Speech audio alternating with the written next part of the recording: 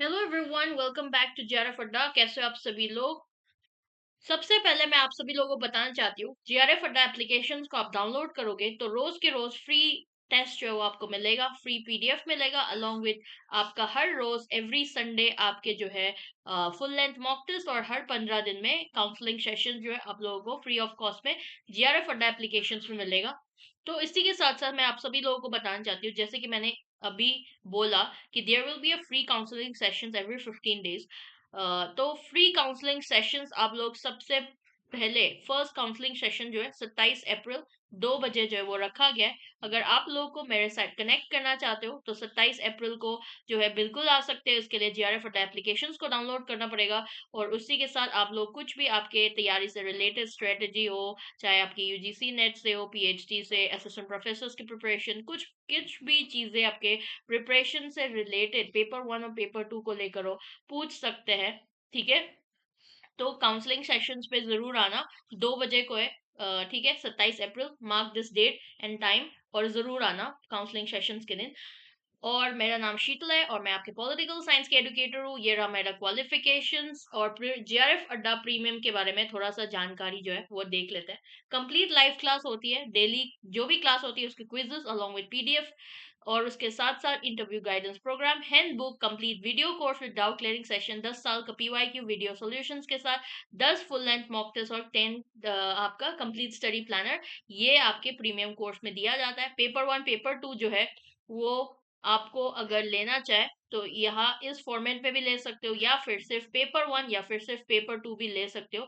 ये आपके चॉइस है, आपको किस तरीके से तैयारी करना है वो आप पे डिपेंड करता है। मेरे ख्याल से पेपर 1 पेपर 2 लेना चाहिए, क्योंकि दोनों पेपर जो है वो जरूरी है आपके ये एग्जाम निकालने में। और इसी के साथ साथ मैं आप सभी लोगों को बताना चाहती हूँ, 30% ऑफ जो है वो चल रहा है जेआरएफ प्रीमियम के कोई भी कोर्सेस में। 60 दिन है, अभी भी मौका है। अभी भी प्रीमियम ज्वाइन करके आपका कोर्स कंप्लीशन हो सकता है, उसके साथ साथ प्रिपरेशन जो है वो कंप्लीट कर सकता है। 30% ऑफ के जो ऑफर है उसको जरूर यूज करना प्रीमियम में एनरोल करने के लिए। अभी आप लोगों के साथ मैं डिस्कस करूंगी मस्ट डन टॉपिक्स आईआर के लिए। आईआर जो है वो एक ऐसे इंपॉर्टेंट यूनिट है आपके पॉलिटिकल साइंस के, अगर मैं डिस्कस करूँ तो, क्योंकि यहाँ पर जो है ना 60% आपका सिलेबस जो है थ्योरेटिकल है, 40% आपका फैक्चुअल है, यानी कि 60-40 डिविजन जो है वो करा जाता है। ठीक है, तो इसलिए बहुत सारे लोगों को फैक्चुअल पार्ट जो है ना यहाँ पर दिक्कत होती है। इसका भी मैं बताऊंगी किस तरीके से तैयारी कर सकते हैं। और 60% जो है इसमें टोटली आपके अंडरस्टैंडिंग के ऊपर डिपेंड करता है, टोटली आपके अंडरस्टैंडिंग, कॉन्सेप्ट क्लियरिटी, ठीक है, उसके ऊपर डिपेंड करता है। तो एक बार आपने कॉन्सेप्ट क्लियरिटी जो है ना हो गया, तो इसका मतलब आपको 60% वेटेज जो है ना, यहाँ से कोई भी एप्लीकेशन आ जाए ना तो इसमें आपको भरपूर जवाब मिले। मेरे ख्याल से जिस हिसाब से आपका पिछले साल वाला अटेम्प्ट में भर भर के फैक्चुअल आए थे, इस साल जो है ना मेरे ख्याल से एप्लीकेशन बेस्ड क्वेश्चन ज्यादा आने के चांसेस है। इसलिए आईआर की तरफ, सीपी की तरफ ज्यादा इंपॉर्टेंस देना बहुत जरूरी है। ठीक है, अब हम डिस्कस करेंगे मस्ट डन टॉपिक्स आईआर में। सबसे पहले आएगा आपका थ्योरेटिकल अप्रोचेस। यहाँ पर दो तरीके का अप्रोचेस हम पढ़ता है एआर में। ठीक है, उसमें से दो तरीके के अप्रोचेस, जैसे कि आपके रैशनलिस्ट अप्रोच और रिफ्लेक्टिविस्ट अप्रोच के नाम से जाना जाता है, बट उसको पूरा कॉम्प्रिहेंशन टाइप में मैं लेकर आई हूँ थ्योरेटिकल अप्रोचेस जो है, जिसमें आप लोगों को idealism, realism, neo realism, neo liberalism, liberalism, ये सारे एस्पेक्ट्स जो है ये पढ़ना जरूरी है सबसे पहले।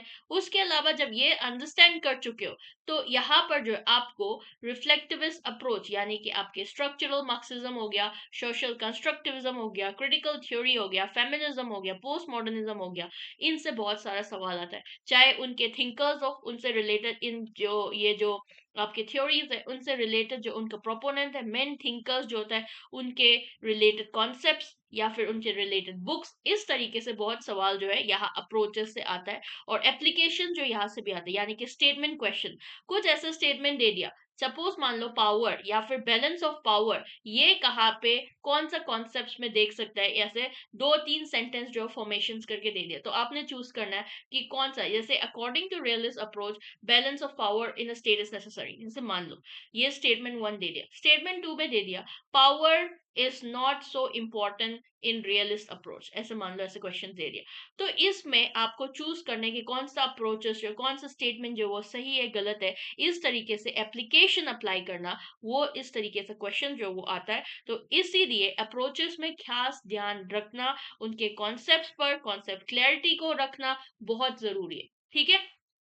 नेक्स्ट थिंग, आपका कोर कॉन्सेप्ट इंटरनेशनल रिलेशंस, जैसे कि जब हम पढ़ते हैं पावर, सिक्योरिटी और सोवरेनिटी, हम एक साथ पढ़ते हैं, क्योंकि पावर इन्फ्लुएंस करेगा, सोवरेनिटी जो ऑटोनॉमी, सबको सोवरेन स्टेट, ठीक है, उसको बनाकर चलेगा। ठीक है। और उसके साथ साथ सिक्योरिटी बहुत इंपॉर्टेंट है, अलग अलग तरीके का सिक्योरिटी थ्रेट जो वो होता है। जैसे पुराने टाइम्स पे हमें किस चीज का होता था कि हम घर को ना ऐसे बिना ताले बंद करे भी चले जाते थे, तब भी हमें कोई फील नहीं होता था कि कुछ चोरी हो जाएगा या फिर आसपास वाले लोग जो है वो देख लेंगे हमारे घर पे अगर कुछ होगा तो।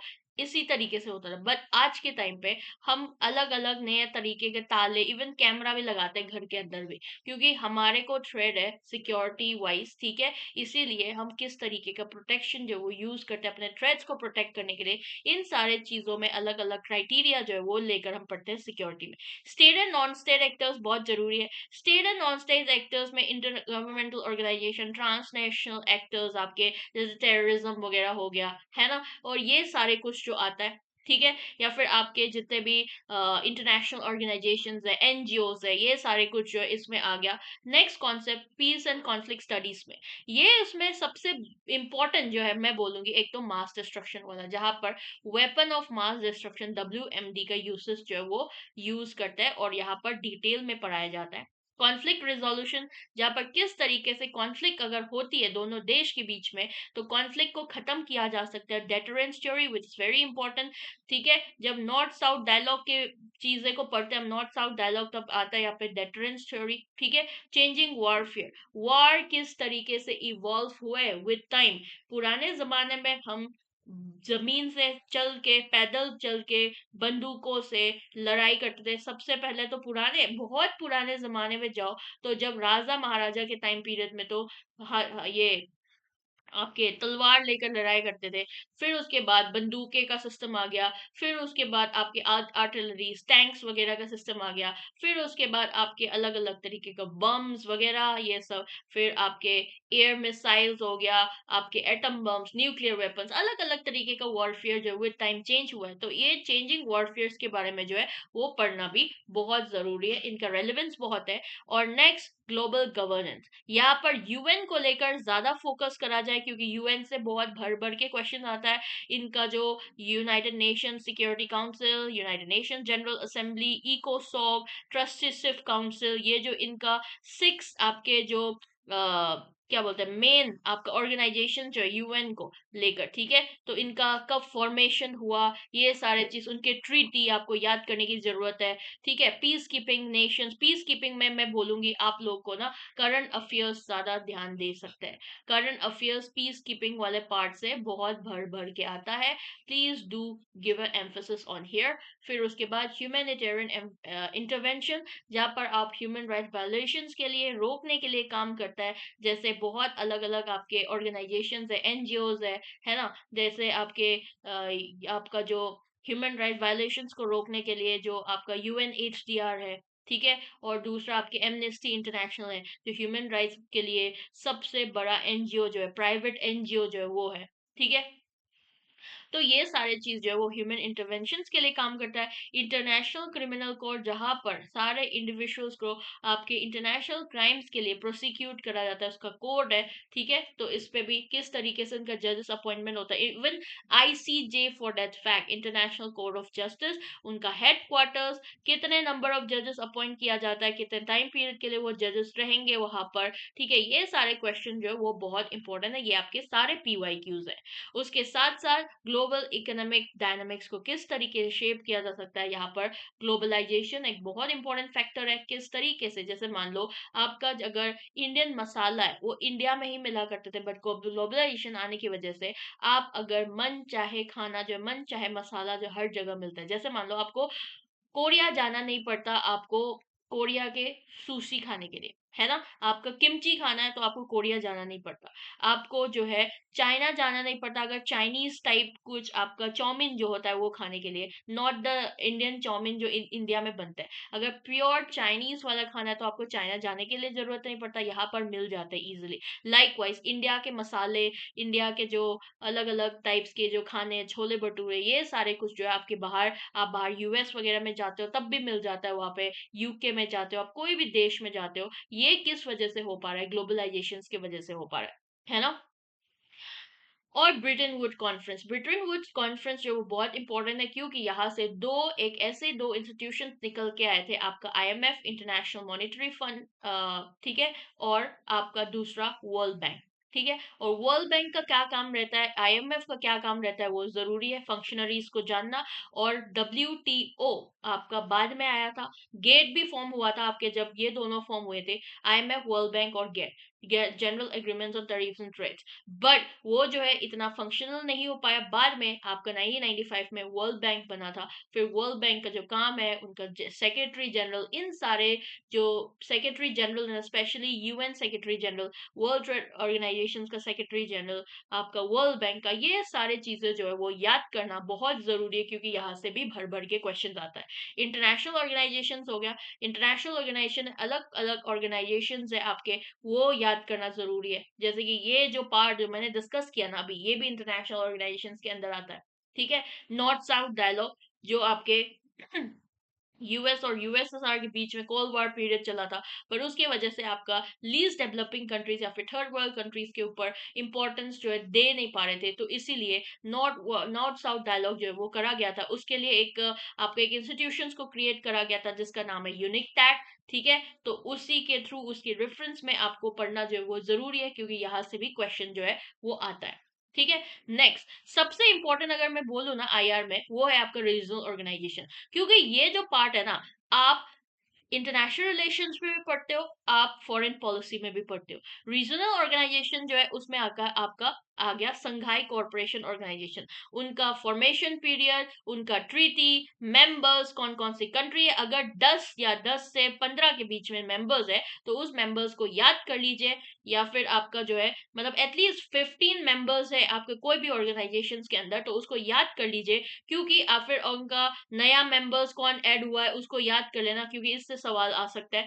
एशियन, एशियन बहुत इंपॉर्टेंट ऑर्गेनाइजेशन है अगर इंडिया के परस्पेक्टिव में देखें तो। अगर एशियन का इकोनॉमिक सिस्टम जो है ना, यूरोपियन यूनियन के बाद सेकंड लार्जेस्ट हमारा जो ट्रेडिंग है वो चल रहा है एशियन के साथ, और उसकी वजह से अगर एशियन जो है वो फर्स्ट नंबर पे अगर आ जाता है ना, तो इंडिया जो है third largest economy in the world बन जाएगा, ठीक है। तो इंडिया के एशियन के साथ रिलेशनशिप किस तरीके का वो, जैसे कि sectoral partner, dialogue partner, summit level partner, इनका अलग अलग टाइम पीरियड वो जानना जरूरी है। यूरोपियन यूनियन को लेकर उनका जो आपके 27 कंट्रीज है, ठीक है, उसके साथ साथ आपके मेंबर्स, मास्टर ट्रीटी 1993 ये हमेशा पूछता है, हर साल रिपीटेड आपके पीवाईक्यू है।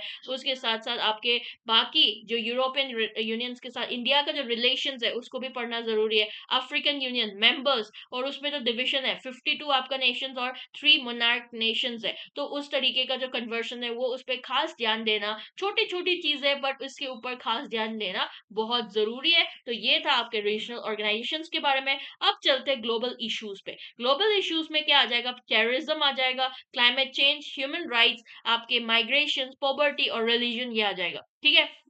रिलीजन में क्या आता है, आपके कल्चरल या फिर आइडेंटिटी क्राइसिस जो होता है, अलग अलग आइडेंटिटी के हिसाब से डिफरेंसेस जो क्रिएट होता है वो आता है।